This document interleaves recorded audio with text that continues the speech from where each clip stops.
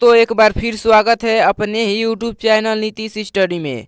तो दोस्तों, आज के इस वीडियो में हम लोग देखेंगे इतिहास यानी हिस्ट्री से टॉप 20 प्रश्न जो आपके आने वाले सभी प्रतियोगिता परीक्षाओं के लिए काफ़ी महत्वपूर्ण होंगे। तो इसीलिए आपको वीडियो को शुरू से लेकर अंत तक एक बार जरूर देखना है।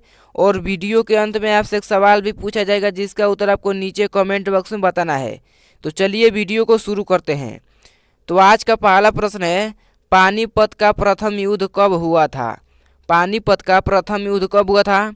तो दोस्तों, आपको याद रखना है कि 21 अप्रैल 1526 में 21 अप्रैल 1526 को पानीपत का प्रथम युद्ध हुआ था। तो पहला प्रश्न का सही जवाब हो जाएगा ऑप्शन नंबर ए। चलिए अगला सवाल देखते हैं।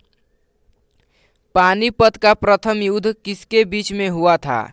पानीपत का प्रथम युद्ध किसके बीच में हुआ था?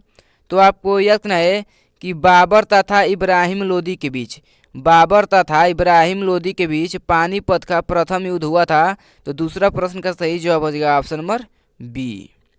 चलिए अगला सवाल देखते हैं। दोस्तों, अगर आपको किसी भी सवाल का उत्तर पहले से आता होगा तो कमेंट बॉक्स में जरूर बताइएगा। अगला प्रश्न है कि अलाउद्दीन खिजली के बचपन का क्या नाम था? अलाउद्दीन खिजली के बचपन का क्या नाम था? तो आपको याद रखना है कि अली गुरसासफ, ठीक है, अली गुरसासफ अलाउद्दीन खिजली के बचपन का नाम था। तो तीसरा प्रश्न का सही जवाब हो जाएगा ऑप्शन नंबर ए। चलिए अगला प्रश्न देखते हैं। अगला सवाल है कि 2.5 दिन का झोपड़ा का निर्माण किसने किया था? 2.5 दिन का झोपड़ा का निर्माण किसने किया था?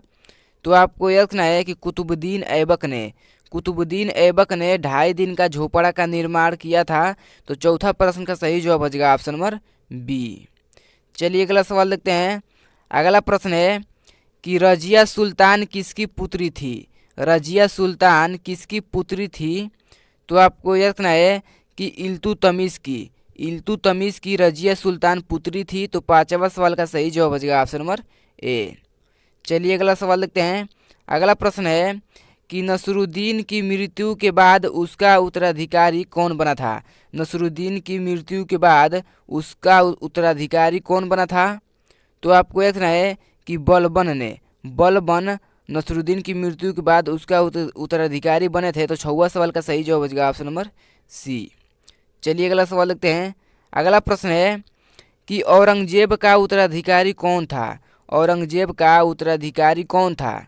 तो आपको याद रखना है कि बहादुर शाह औरंगजेब के उत्तराधिकारी थे। तो 7वां प्रश्न का सही जवाब हो जाएगा ऑप्शन नंबर ए। चलिए दोस्तों अगला सवाल देखते हैं।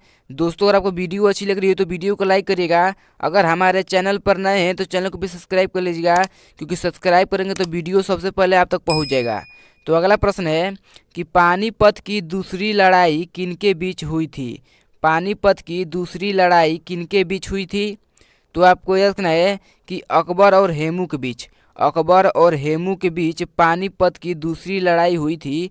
तो 8वां प्रश्न का सही जवाब हो जाएगा ऑप्शन नंबर बी। चलिए अगला सवाल देखते हैं। अगला प्रश्न है कि महमूद गजनी ने किस प्रसिद्ध मंदिर को लूटा था? महमूद गजनी ने किस प्रसिद्ध मंदिर को लूटा था? तो आपको याद रखना है कि सोमनाथ मंदिर को महमूद गजनी ने लूटा था। तो 9वां प्रश्न का सही जवाब हो जाएगा ऑप्शन नंबर बी। चलिए अगला सवाल देखते हैं। अगला प्रश्न है कि तराइन की पहली लड़ाई कब हुई थी? तराइन की पहली लड़ाई कब हुई थी? तो आपको याद रखना है कि 1191 में तराइन की पहली लड़ाई हुई थी। तो 10वां प्रश्न का सही जवाब हो जाएगा ऑप्शन नंबर ए। चलिए दोस्तों अगला सवाल देखते हैं। अगला सवाल है, तराइन की दूसरी लड़ाई में कौन विजयी रहा था? तराइन की दूसरी लड़ाई में कौन विजयी रहा था?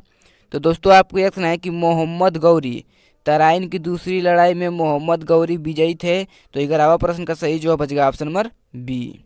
चलिए अगला सवाल देखते हैं।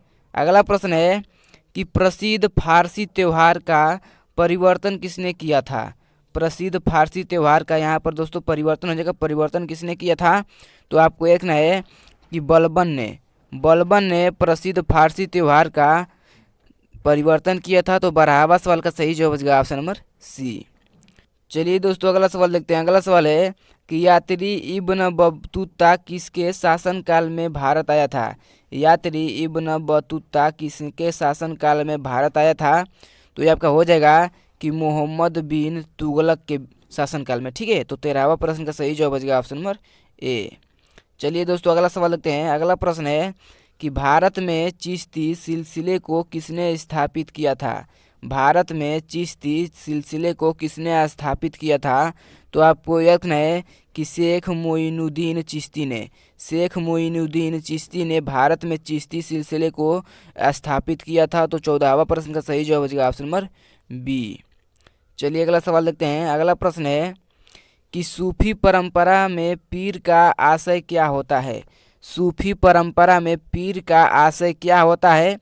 तो आपको यह कहना है कि सूफियों का गुरु होता है सूफी परंपरा में पीर का आशय। तो 15वां सवाल का सही जवाब बचेगा ऑप्शन नंबर ए। चलिए अगला सवाल देखते हैं। अगला प्रश्न है कि अजमेर में किस सूफी फकीर की दरगाह है। अजमेर में किस सूफी फकीर की दरगाह है। तो आपको यह कहना है कि मोइनुद्दीन चिश्ती की अजमेर में सूफी फकीर की दरगाह है। तो 16वां सवाल का सही जवाब बचेगा ऑप्शन नंबर डी। चलिए अगला प्रश्न देखते हैं। अगला प्रश्न है कि दिल्ली के पुराने किले का निर्माण किसने कराया था। दिल्ली के पुराने किले का निर्माण किसने कराया था। तो आपको याद रखना है कि हुमायूं ने दिल्ली के पुराने किले का निर्माण कराया था। तो 17वां प्रश्न का सही जवाब बचेगा ऑप्शन नंबर ए। अगला सवाल है कि अकबर ने पंचमहल का निर्माण कहाँ किया था। अकबर ने पंचमहल का निर्माण कहाँ किया था। तो आपको याद रखना है कि फतेहपुर सीकरी में अकबर ने पंचमहल का निर्माण किया था। तो 18वां प्रश्न का सही जवाब बचेगा ऑप्शन नंबर बी। चलिए अगला सवाल देखते हैं। अगला प्रश्न है कि शिवाजी के गुरु कौन कहलाते थे।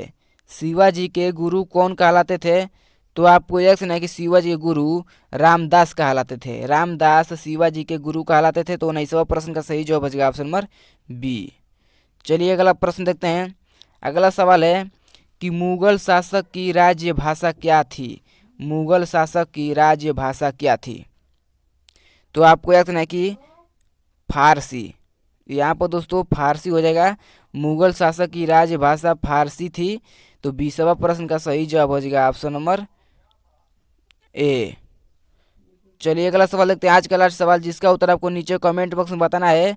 तो आज का लास्ट प्रश्न है कि शिवाजी के प्रशासन में पेशवा किसे कहा जाता था।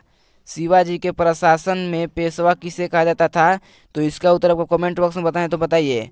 अगर आपको वीडियो अच्छी लगी तो वीडियो को लाइक करिएगा, चैनल को भी सब्सक्राइब कर दीजिएगा। तो चलिए मिलते हैं अगले वीडियो में। तो धन्यवाद, जय हिंद।